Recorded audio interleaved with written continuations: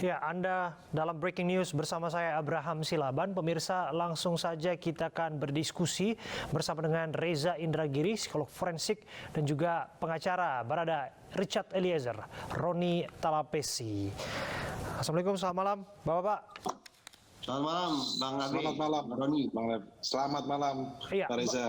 Bang Roni sudah bisa dengar suara saya dari studio? Saya dengar, makasih. Oke, Bang Roni, kurang dari 48 jam saya dengar Anda ditunjuk menjadi pengacara baru Richard Eliezer. Jadi saya katakan welcome to the game, selamat datang, karena Anda bukan orang yang pertama di posisi itu. Anda terhitung sebagai giliran ketiga lah. Ini ibarat estafet, lari estafet, Anda pegang tongkat sekarang begitu. Tapi yang ingin kita ketahui, betulkah kemudian ini semua atas permintaan Barada Eliezer? Apa alasan dibalik penunjukan Anda sebagai kuasa hukumnya?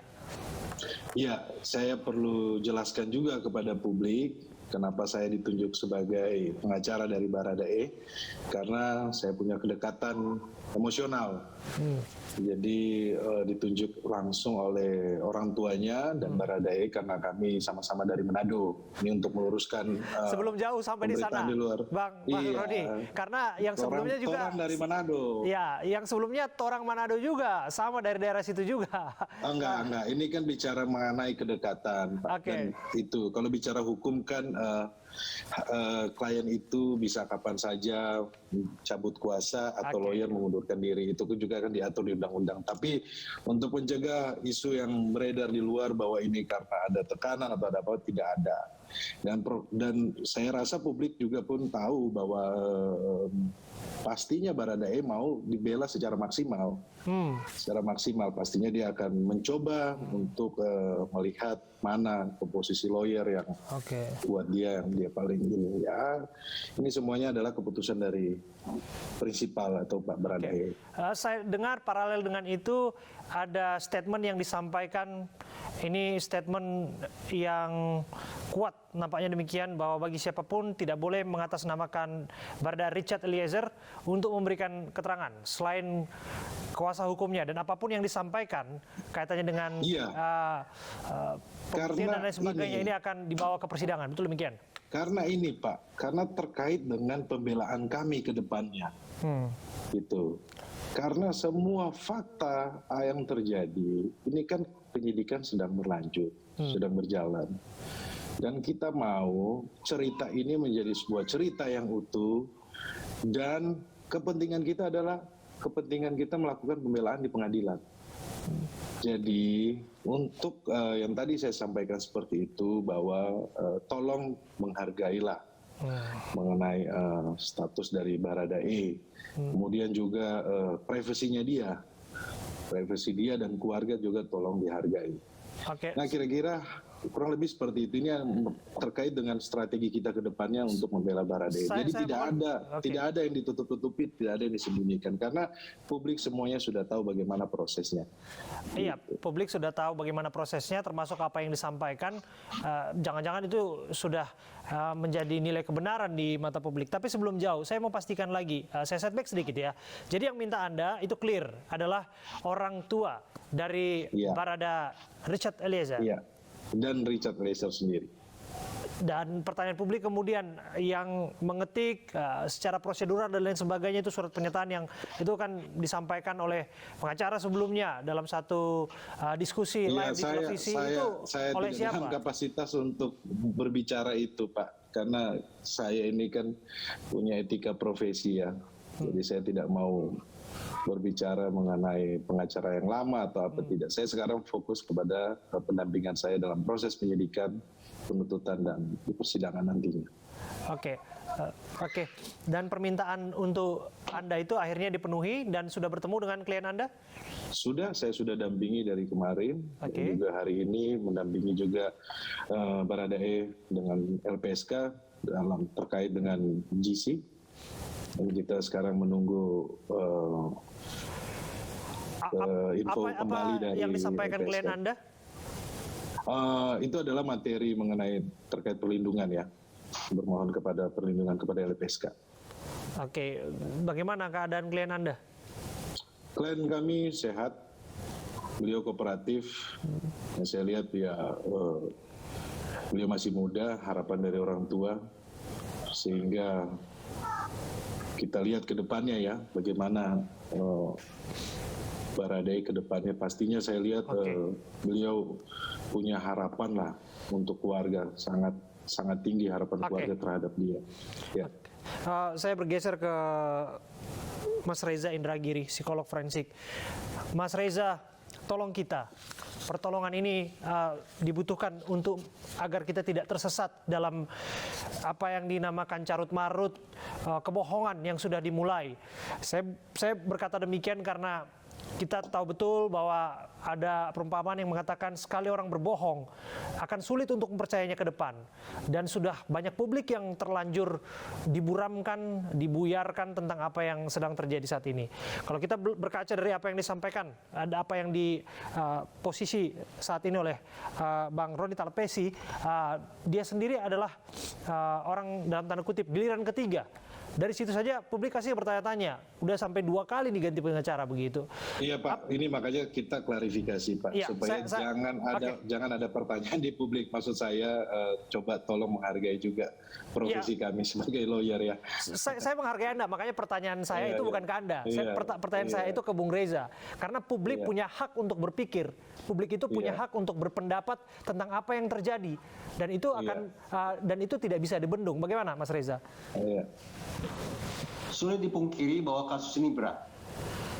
Berhadapan dengan pasal yang super berat, maka sudah jelas pendampingan hukum yang diterima atau dijalani oleh si tersangka juga harus super ketat.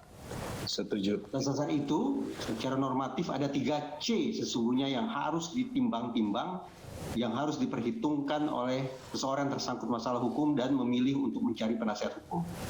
C yang pertama adalah credibility. Di Indonesia kan jadi kredibilitas. Ini akan bisa ditakar dari portofolio si calon penasihat hukum. Berapa banyak kasus yang sudah dia tangani, ragam kasus apa saja yang dia tangani, dan bagaimana hilir atau kemenangan maupun kekalahan yang dialami oleh si calon penasihat hukum. Ini pertama menyangkut credibility.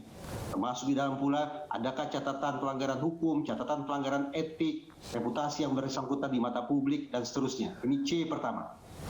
C yang kedua adalah communication. Tadi saya katakan ini kasus yang super berat. Tidak hanya menjadi kepentingan penegakan hukum, tapi juga menjadi buah bibir masyarakat.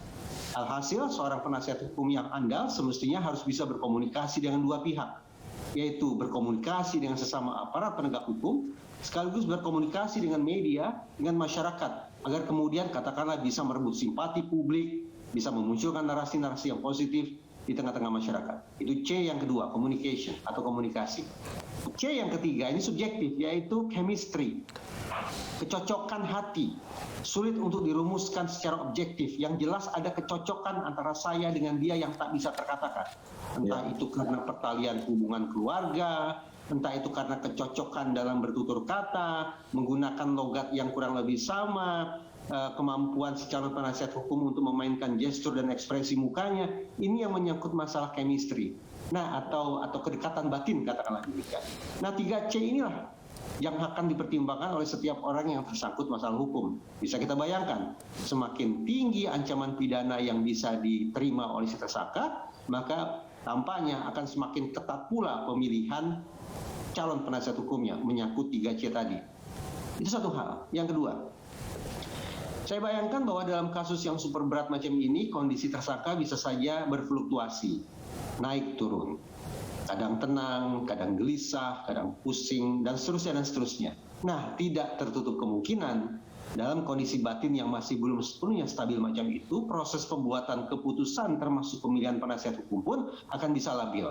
Tapi kembali lagi, apakah dua perspektif yang saya kemukakan ini juga berlangsung pada diri Baradae? Tentu saja beliau yang tahu persis. Oke, itu menarik. Tapi pertanyaan saya mungkin lebih kepada jalan keluar tadi. Meskipun jalan keluar itu sulit untuk ditemukan dengan cara yang praktis begitu ya, Mas Reza. Karena kenapa kita butuh jalan keluar? Kita ada dalam alam pikir kebohongan yang diciptakan oleh Verdi Sambo, kebohongan yang dibuyarkan oleh orang-orang yang terlibat di dalamnya. CCTV di dalam kediaman itu tidak ada satupun orang yang tahu apa yang terjadi di sana karena sudah ada obstruction of justice di sana. Dan sekalipun yang bersangkutan mengatakan minta maaf, kemudian juga bertanggung jawab atas perbuatannya, namun dia terlanjur berbohong di belakang, kemudian juga orang terlanjur sulit untuk percaya apakah betul motifnya kembali lagi dan lagi adalah pelecehan seksual di Magelang. Ini juga menimbulkan banyak tanda tanya di muka publik. Bagaimana Anda mencermatinya? Pernyataan terakhir dari Polri mengatakan bahwa pembunuhan ini tampaknya dilatar belakangi oleh keinginan atau motif si mastermind untuk menjaga marwah atau martabat atau nama baik keluarganya. Dalih sedemikian rupa tampaknya merupakan upaya yang bersangkutan untuk membangun sebuah citra sebagai seorang satria. Dengan citra sebagai seorang satria, barangkali yang bersangkutan punya tujuan untuk meraup simpati masyarakat, sekaligus berharap di ujung hilir proses pidana nanti, hakim akan memberikan peringanan hukum kepada yang bersangkutan. Tapi saya ingin garis bawahi satu hal. Pertama, seorang satria ketika dia harus membunuh, sekali lagi, ketika dia harus membunuh, tidak ada opsi yang lain, maka seorang satria sejati akan membunuh dengan tangannya sendiri. Dia tidak akan mengeksploitasi, tidak akan menyalahgunakan bawahan, memanfaatkan kelemahan bawahan atas nama jiwa korsa atau sejenisnya untuk tujuan-tujuan jahat. Seorang satria sejati juga tidak akan mungkir, tidak akan ingkar terhadap perbuatan yang sudah dia lakukan. Dia tidak akan membangun rekayasa-rekayasa penuh dengan kebohongan. Bahkan kalau perlu seorang satria sejati akan datang ke kantor otoritas penegakan hukum dengan menunjukkan dadanya bahwa sayalah yang melakukan perbuatan itu, sementara puluhan rekan saya lainnya tidak usah bertanggung jawab secara pidana. Semua pertanggungjawaban saya raup sendiri. Wow. Itu seorang satria sejati. Wow. Alhasil, alih-alih jatuh simpati, saya justru memandang dalih sebagai satria macam ini ketika dikemukakan oleh aparat penegak hukum dengan 2 bintang di pundaknya. Saya akan menyemangati otoritas peradilan untuk mempertimbangkan semaksimal mungkin adanya pemberatan sanksi kepada yang bersangkutan. Jangan posisikan ini sebagai unsur yang meringankan, tapi boleh jadi ini relevan sebagai unsur yang memberatkan. Wow. Itu pernyataan yang begitu keras. Ini kaitannya dengan sikap. Kesatria itu kan sikap, dia mau bertanggung jawab atas apa yang dia ucapkan, atas apa yang dia perbuat begitu. Tapi saya kembali ke Bang Roni.